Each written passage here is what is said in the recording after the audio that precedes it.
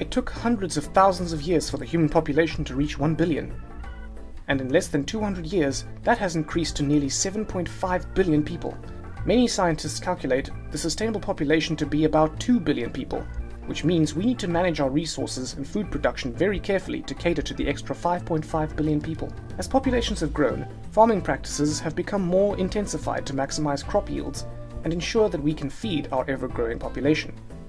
Fertilizers and pesticides are used on crops, and animals may be kept inside in more densely packed sheds to maximize milk yields or egg production, or speed up the time needed for the animal to be ready to be sent to the market for meat. To learn more about conventional farming, watch our video on modern agriculture. In this video, we are going to look at an alternative to conventional farming, organic farming. We're going to see what it is in theory and the pros and cons of this method in relation to other modern agriculture methods. Organic farming currently accounts for about 1% of agricultural land worldwide. It focuses on sustainability and is thought to have less detrimental effects on the environment than conventional farming. This has led to it being proposed as an alternative to conventional agriculture for helping to overcome the climate change crisis we are currently experiencing. But the debate continues, as it is not a perfect solution.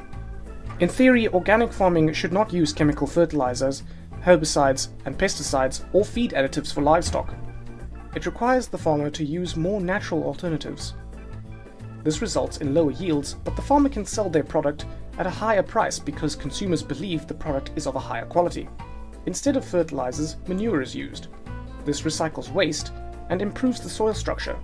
However, it is smelly and more difficult to apply than chemical fertilizers, and also means the farmer has less control over the mineral content they are putting into their soil. Crop rotation is used to reduce diseases building up in the soils and to strengthen the soil composition. Certain crops, such as the legume family, so peas and beans, fix nitrogen from the air and increase the nitrates in the soil. This makes the soil much more fertile, and so farmers rotate legumes with their other crops.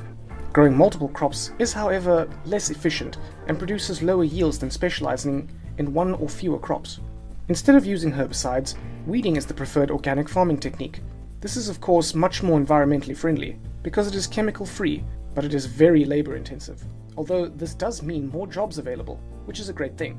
Organic farming is thought to maintain the biodiversity better than conventional farming because fewer chemicals are used.